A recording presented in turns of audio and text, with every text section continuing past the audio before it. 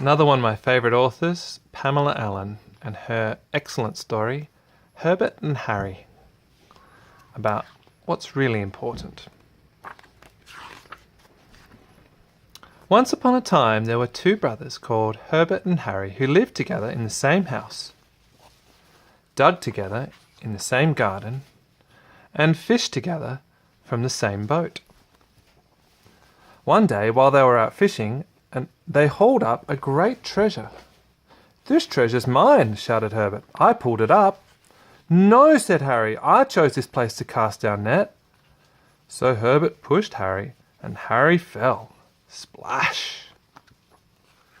Harry was a strong swimmer and managed to get safely home, while Herbert rowed the treasure as fast as he could for as long as he could, until he reached a lonely stretch of coast. From there he started to walk. He wanted to get as far away from Harry as possible. At last Herbert lay down to sleep. But even though it was very dark, and he was very tired, he could not sleep. What if Harry came and stole the treasure? So the next day Herbert hid the treasure among the roots of an old tree. But that night, when it got dark, he still could not sleep. What if someone had seen him put it there? He decided to take the treasure high into the hills where no one would find it. He walked many days and many nights. The land got emptier and emptier, and the treasure got heavier and heavier. At last he reached the highest mountain in the land, and he hid the treasure under some rocks. But still he could not sleep. What if someone had followed him and stole the treasure while he slept? He decided the only way to keep the treasure safe was to put it in a place which was so strong no one could get in. He began to chip the rock. Chip, chip, chip, chip, chip, chip, chip, chip, chip, chip, went Herbert. Many years passed.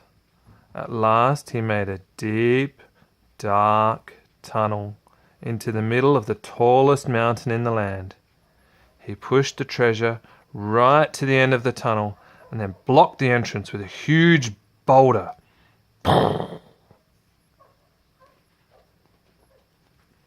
But still he could not sleep.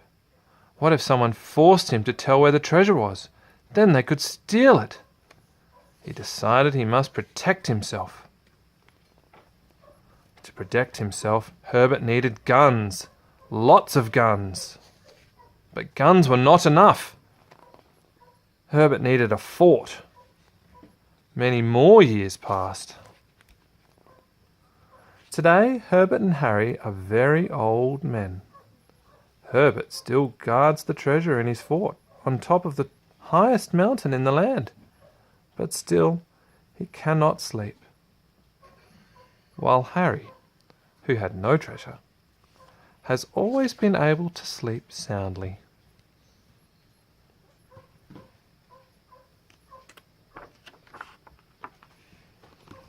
What